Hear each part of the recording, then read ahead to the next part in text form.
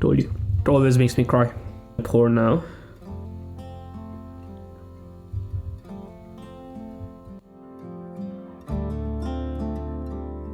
Hello guys, how are you? Dr. Shifa, I'm one of the doctors in NHS, and I'm going to show you what I'm having to do twice a week as recommended by my employer. So we've got these corona tests which we can do at home twice a week. So we'll start with that, and then I'll explain to you a few of the things which I have had to go through and my colleagues have had to go through since the start of this pandemic. So let's get started. So I'm gonna take the test strip out. For those of you who've been to have a corona test done, you would have seen this swab. It goes up your nose all the way to the back, and that is not comfortable.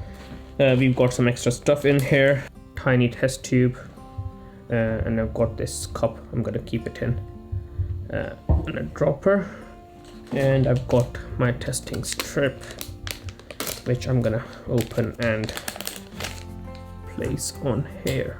Great, so I've already blown my nose, and the next thing you're supposed to do is grab this swab. You can do either your tonsils, which is very uncomfortable. I've tried it, makes me gag, cannot tolerate it at all. So what I go for instead is up my nose, give it a few swirls. It has to be 10 seconds at least. And it's very uncomfortable, it makes me cry every time I've done it. But I thought I'd show it to you. Anyways, let's start.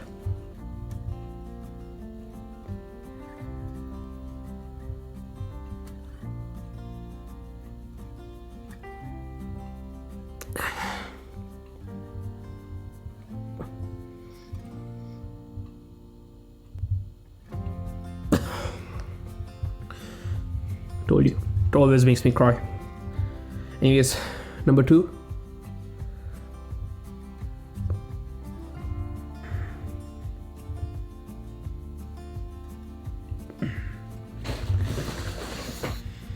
So the next thing we need is a bit of extractor solution in my test tube, which I'm gonna pour now.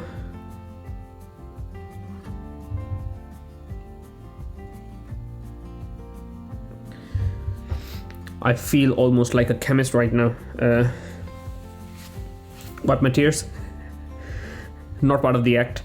And then this swab goes in the extractor solution, and we leave it there for a few seconds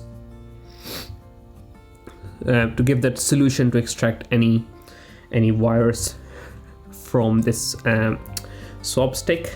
So once we have our extractor solution ready, next thing we're supposed to do is get this dish, which is basically just like any pregnancy test. We put a few drops in this petri dish here, and then we basically find out if we've got the virus or not.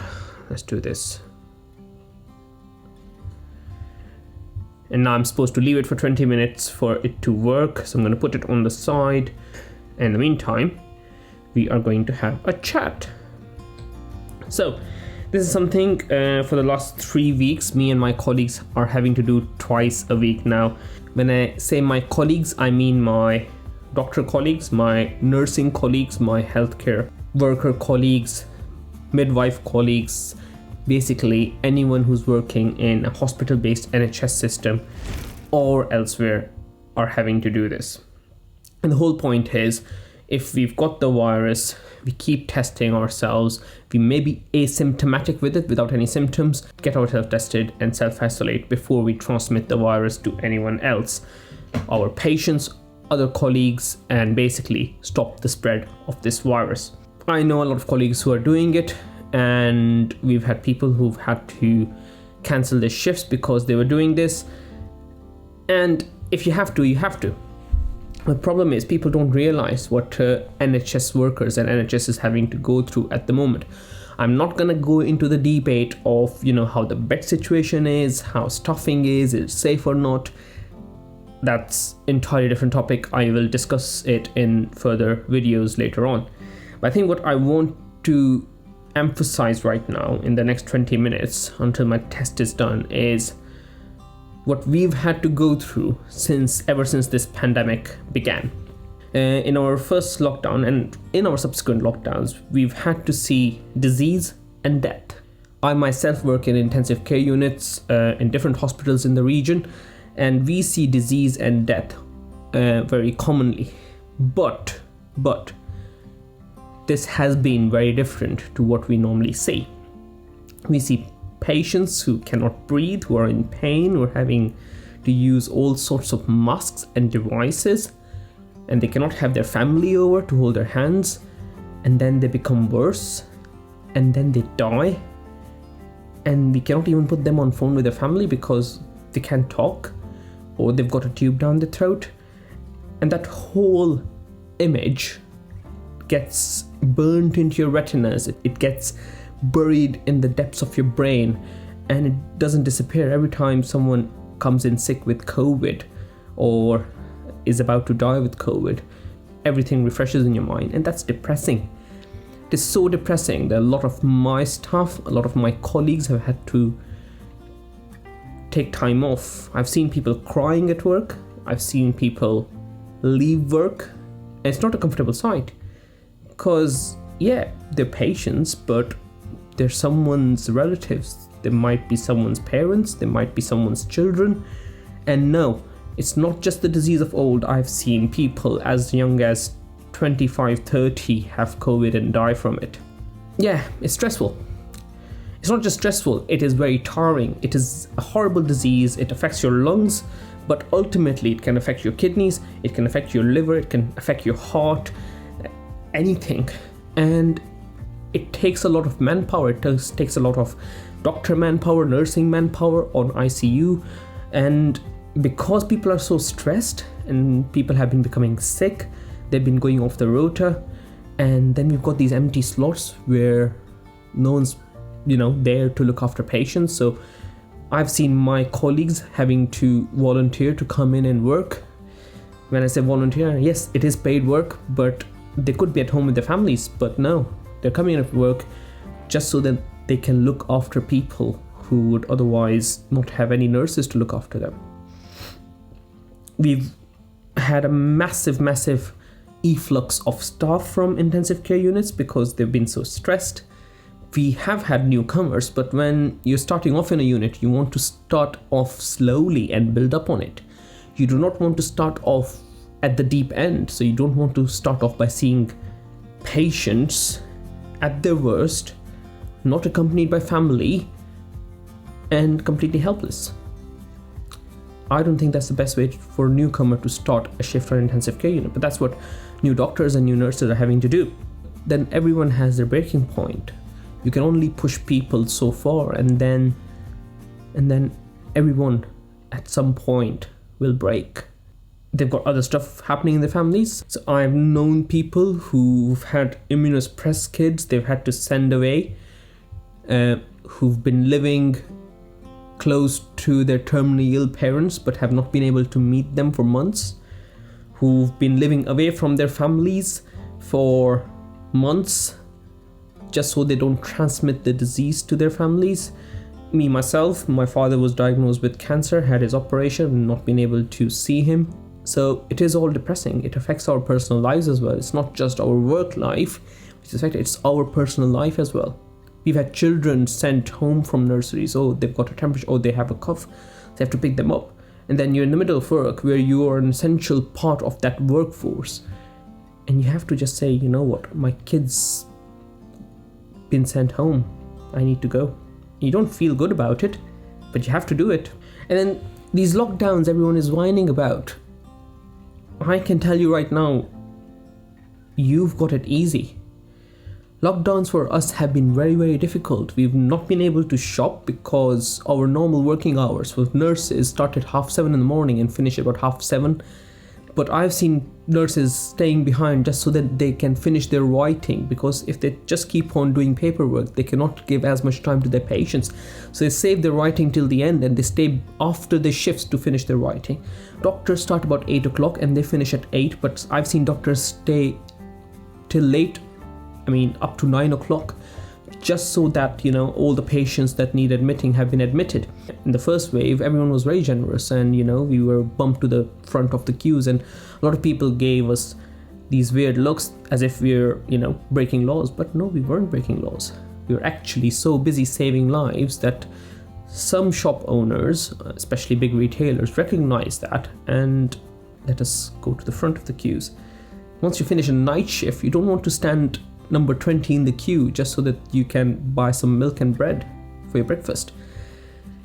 And lockdowns for us extend way beyond lockdowns for public, because once the disease starts disappearing from community, the lockdowns are lifted, but the disease in hospital is much different. People who come to hospital or intensive care unit with COVID do not just become better and go away. It can take them for up to a month or 2 months before they get anywhere near dischargeable. We still need workforce when everywhere else is kind of returning to normal. When your ministers tell you to eat out to help out, we are still working on ICU full time on a very, very busy routine, very busy rota. All of the leave in the first lockdown was cancelled. And then afterwards, we were persuaded strongly to take leave. So we had to take leave at days we didn't want to take leave. I remember I had to take leave, and if I'd not taken leave, I would just lose out on it. And no, I've earned my leave for that year. Why should I lose out on it? Throughout this time, we've also not been able to see family or friends or travel around. So you can imagine this very, very stressed out bunch of doctors and nurses working through 3 different lockdowns, having had no time to kind of wind down and relax and free their minds of all of that disease and death. And they're still working. They're going on, they're stronger than before, and the spirit is still there. We want to help out. We've been vaccinated. I was vaccinated on Friday. I had a bit of myalgia the next day, and then I was back to normal. And then people are resisting vaccinations. I mean, I don't get it. No, I have no clue.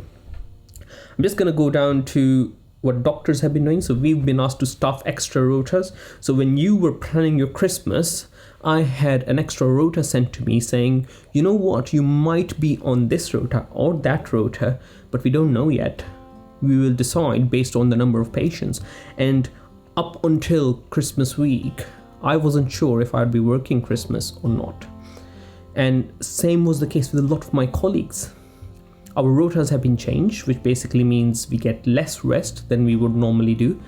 We've been asked to do extra shifts, obviously paid, but still they're extra. So that means less rest between the shifts. Is that a health issue for doctors and nurses? Probably yes. We've not been able to take leave for different courses. We've not been able to attend a lot of courses that we would normally have attended as part of our training to become consultants.